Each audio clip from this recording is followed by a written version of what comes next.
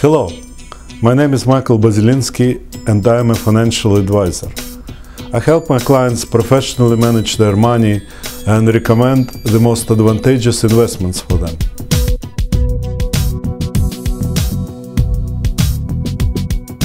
Many years ago, a Canadian company hired me as a process engineer. Here in Toronto, I met professional financial advisors, and this field seemed more interesting to me than the one I was in at the time. I opened an account with one of the advisors and started to invest my modest capital. I wanted to understand how the financial world works, how different markets operate, and what risks exist in this business.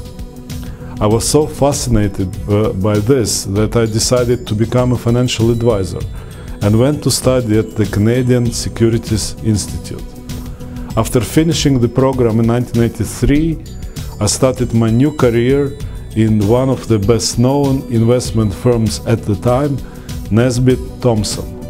It is now Bank of Montreal Securities.